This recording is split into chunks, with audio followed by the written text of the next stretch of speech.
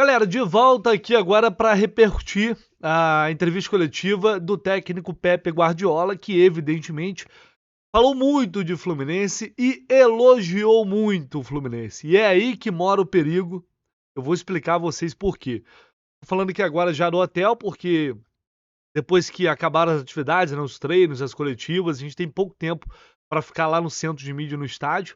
Então já voltei pro hotel e aqui eu tô gravando esse vídeo no momento em que já é quase 11 da noite. Esse fuso vai me deixar maluco ainda, porque a gente acaba dormindo muito tarde aqui, e meio que tem que trabalhar no fuso do Brasil. Afinal de contas, para vocês não muda nada. Então eu tenho que me programar de acordo com o horário do Brasil. E aí a gente acaba dormindo de madrugada, quase de manhã, já acorda um pouco mais tarde. Quando você vê, pô, já é 10, 11 horas da noite.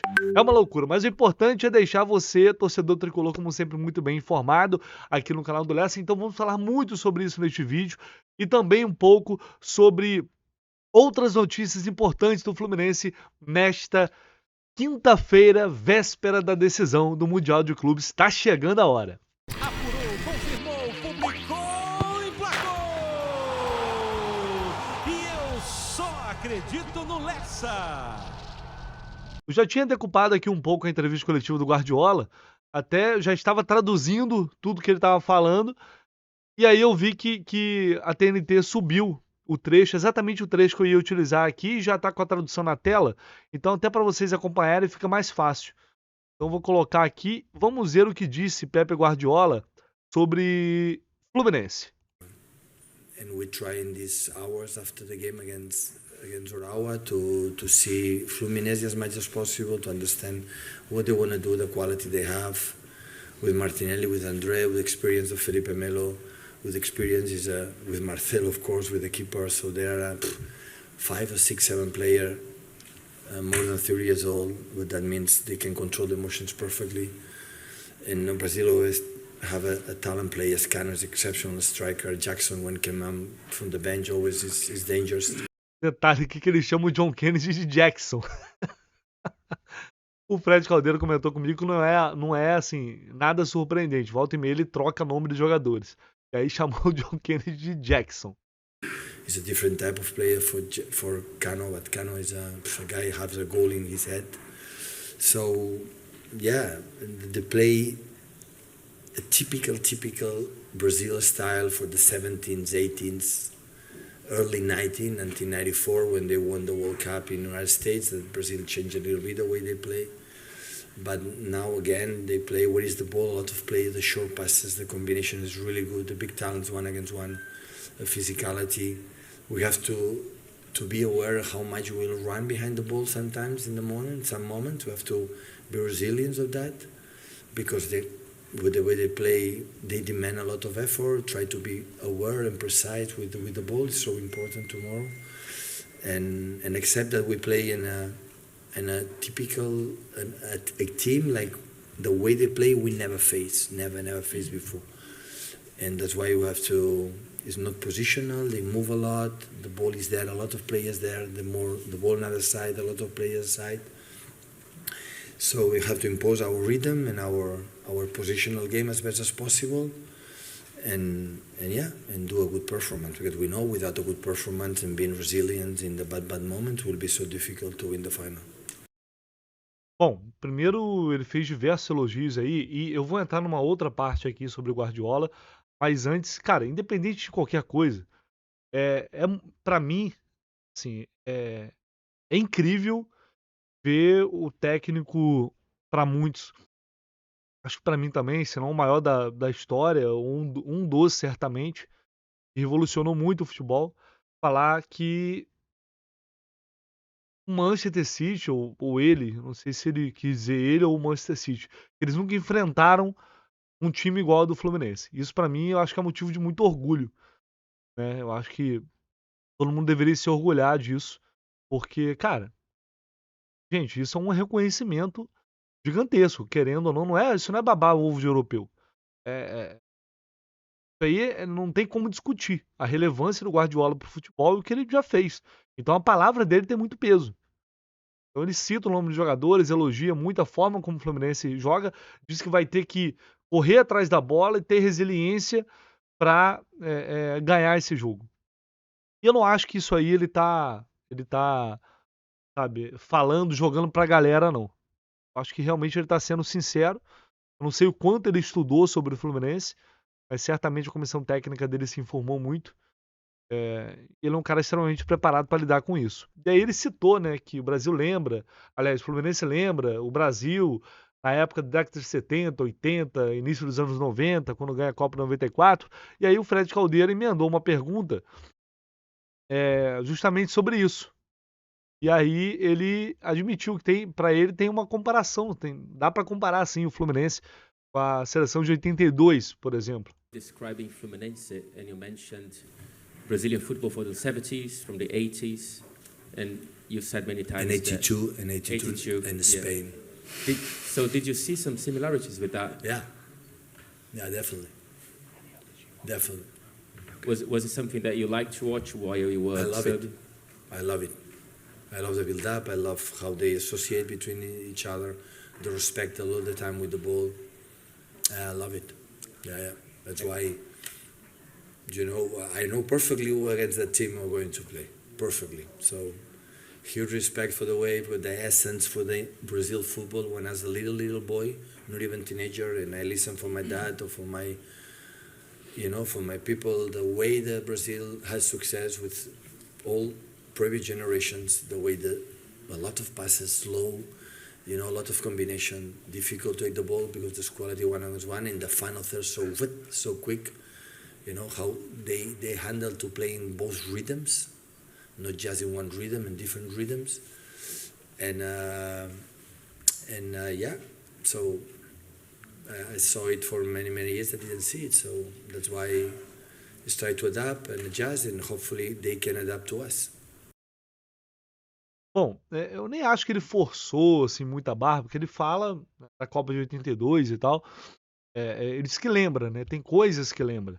Mas é muito importante tomar cuidado com esse discurso do Guardiola, porque ele tem uma tendência primeiro que ele sempre, quando fala de seleção brasileira, sempre tá falando de seleção de 82. Uma coisa que você vai encontrar em muitas entrevistas. Mas se a gente voltar no tempo, até o Marcelo Neves lembrou disso aqui, ó. Na época ele falando que após Guardiola elogiar o Napoli, Spalletti rebate. Spalletti técnico do Napoli. Joguinho para nos derrubar. É a declaração do Spalletti na época. O que sinto em relação a isso? Nada. Orgulhoso? Não. Conheço bem esses jogos psicológicos. Deixa eu só mudar aqui. Tá tapando um pouco. Todos fazem para jogar pressão nos outros. Sério que vamos colocar o Napoli à frente do Manchester City? Eles ganham 900 milhões de euros. Gastam 900 milhões de euros. E nós 9 milhões. Isso quer dizer alguma coisa, não? É um joguinho para mexer conosco e para poderem nos derrubar, afirmou o Spalletti naquela oportunidade. Isso é muito importante. A gente ter a ciência, acreditar é uma coisa, ter fé, trabalhar, vamos acreditar, vamos trabalhar para chegar ao título, porque é possível. E é claro que é possível. Falei muitas vezes aqui. Para mim nunca foi tão possível. A gente não pode esquecer da disparidade que há, do abismo financeiro que há entre as duas equipes. O Guardiola ele faz muito isso. Ele passou meses falando que o Arsenal era o melhor time do mundo, que era incrível, que era sensacional, né? Quando o Arsenal estava liderando a Premier League, né? E depois acabou perdendo na última temporada o título para o City. E que o Arsenal é um trabalho espetacular e sempre, quase toda coletiva era isso. E aí, no fim das contas, a gente deu no que deu. Mais ou menos o que o Abel Ferreira fez com o Botafogo esse ano também. É um discurso bacana, muito legal ouvir elogios de um cara como o Guardiola, mas é óbvio que ele vai tentar jogar, sabe, enche o pulmão do cara de ar, aí o cara vai pra cima de peito aberto. Não, vamos pra cima deles que realmente dá. Seleção, 82, vai lá e dá no que dá. E deu no que deu nessas situações aí. E o Fluminense... Só que eu fico tranquilo porque eu não acho que o Fluminense vai cair nessa pilha, eu acho que tá todo mundo muito concentrado, ciente de que há uma diferença muito grande, mas que com o trabalho, num bom dia, fazendo o seu melhor jogo, o Fluminense pode superar essas dificuldades. Mas é um ponto muito importante destacar isso por uma questão psicológica, né? E o Guardiola deu entrevista ao lado do Walker, o lateral direito do City, E eles foram perguntados sobre a questão, né, do Fluminense ter um time mais velho, veterano, e sobre a publicação, né, daquele artigo babaca do The Telegraph falando que o Fluminense é um time de aposentado, de jogo beneficente. E o Walker falou que é um desrespeito, até tem uma tradução da frase dele aqui, o perfil do Goleada, é desrespeitoso. Veja o Marcelo, que é um dos maiores laterais da história do futebol e parece seguir em alto nível pelos vídeos que eu vi. Não me importa com a idade do jogador, é apenas um número, falou o Walker. E o Guardiola falou que não queria comentar esse assunto, que respeita muito o Fluminense, num outro texto de entrevista, né? E que, enfim, vai ter uma grande final pela frente e tal, ele preferiu não entrar nesse mérito, nessa polêmica. Enfim, eu acho que é isso. Teremos um confronto histórico entre dois grandes treinadores, num grande palco, duas equipes que amam jogar futebol, que amam a bola. Então eu acho que a gente tem que aproveitar um pouco isso também, sabe? Desfrutar um pouco de tudo isso que está acontecendo, porque realmente é um momento histórico. Acho que a ficha vai cair até um certo tempo depois. A gente tem uma dimensão realmente do que a gente está vivendo por aqui. Está sendo muito especial também acompanhar tudo isso de perto e levar e trazer você, torcedor tricolor, um pouco mais perto para esse clima que ele já dá, desse Mundial, que é sempre o objetivo, né? Do meu trabalho, pelo menos, é informar a vocês e também aproximar as pessoas que estão longe um pouquinho mais do Fluminense. Notícia rápida aqui, Alexander e John Kennedy foram convocados para a disputa do pré-olímpico, que vai acontecer entre os dias 21 de janeiro e 11 de fevereiro. Dessa forma, já dá para dizer que os dois vão perder jogos do Campeonato Carioca, de acordo com a tabela da competição, contra Portuguesa, Audax, Nova Iguaçu, Bangu, Boa Vista e Sampaio Correia. Tá? Mas pelo menos eles vão voltar a tempo de disputar a Recopa Sul-Americana, que vai ser somente nas semanas seguintes. Pelo menos isso. Acho que vai ser importante para os dois, sem dúvida alguma, principalmente por John Kennedy. O Alexandre já vem frequentando a seleção já há algum tempo. E para a gente fechar esse vídeo aqui,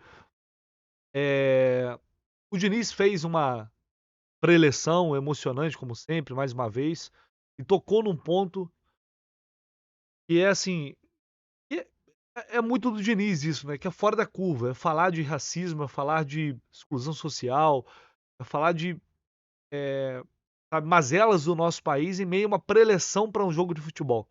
São coisas que acho que só o Diniz consegue fazer.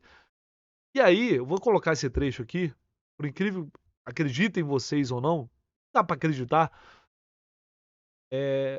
vários torcedores rivais pegaram isso aqui para dizer que o Diniz está querendo lacrar, sabe, diminuindo a fala dele. Nossa, olha só quem tá falando. É o Fluminense, aquele clube elitista, aquele clube racista. Olha só quem está falando. Sabe por que as pessoas falam isso? Eu vou dizer, mas deixa eu só tocar para talvez alguém não tenha visto, né? Imagino que todos tenham visto, mas enfim. Vai encantar o mundo! Não tenho medo! Não tenho vergonha dessa porra! Tem que agora pegar, abraçar, que a nossa chance é pro mundo inteiro! É a habitação da favela do Brasil, da pobreza do Brasil, do racismo que tem no Brasil, da exclusão social. A gente joga pra essa porra! Não tenho receio! Vocês treinaram a vida inteira comigo pra isso, principalmente. Não pronto pra encantar o mundo! Foi essa a fala do Diniz. Incrível, né? A gente deveria estar valorizando isso, a gente deveria estar exaltando isso. Cara, em meio a um momento decisivo, a um jogo decisivo, e tá pensando nesse tipo de coisa. Tipo, falou hoje, foi algo que veio espontaneamente. Mas os caras, as pessoas distorcem, preferem distorcer, dizer que é lacração, dizer que olha de onde está vindo esse discurso. Sabe por quê? Porque no fundo, eu já falei isso aqui algumas vezes, no fundo, essas pessoas elas não estão preocupadas com racismo. Elas não estão preocupadas com inclusão social. Nada disso. Para essas pessoas, nada disso importa. O que importa para elas é utilizar meios tão nobres e tão importantes, que é o combate ao racismo, que é o combate à desigualdade social, que é, sabe, a forma como os nossos jovens crescem em certos ambientes, a dificuldade que os nossos jovens enfrentam em comunidades, inclusive jogadores de futebol, muitos oriundos de comunidades. As pessoas querem pegar isso para apenas apontar o dedo na tua cara e dizer que usar isso como pano de fundo para apontar o dedo na tua cara e dizer que você é racista. Ela não quer perder a oportunidade de poder dizer que você é racista, de poder dizer que você é elitista, não importa o quanto você passa, não importa o quanto você faça para mostrar que não é essa a realidade, ao contrário. Está trabalhando aqui, todo mundo deveria trabalhar junto nesse sentido, sabe? De mudar o que um dia, lá atrás, era a realidade, não só do nosso país, mas de todos os países. Então, infelizmente, a nossa realidade é essa aí. É tanta escrotidão em rede social, é tanta babaquice, que o cara faz um discurso desse espontaneamente em uma pré-eleição de jogo e aparece esse tipo de gente para falar essas coisas. Não me surpreende, infelizmente não me surpreende. Mas, enfim, é só um desabafo que eu queria deixar aqui, que se estende a tudo que o Fluminense vem fazendo. A mídia, em vez de exaltar um trabalho que foi tão bem construído, um time que chegou onde chegou, por tudo tudo que fez, pela sua forma de jogar, pela sua alegria, pela sua união, pela sua cumplicidade, pelo seu talento. Não, os caras querem diminuir o tempo inteiro. Eles querem diminuir. Eles precisam arrumar uma forma de diminuir porque eles não aguentam ver o Fluminense onde ele está. Eles são obrigados a falar, né? Então, tem que dizer que o outro time jogou melhor, que poderia ter perdido. Então, nesse discurso aí o ano inteiro. Vamos trabalhar quieto. Tem muito mais pra gente falar no pré-jogo de amanhã, que vai ser um pré-jogo super especial. Podem aguardar. Vem mais um pré-jogo marcante aí, eu conto com a audiência de vocês. E agora é aguentar a ansiedade para essas horas que restam aí até essa grande final, beleza? Tamo junto, galera. Vamos que vamos. Fiquem ligados no canal do Leste, porque amanhã será o grande dia.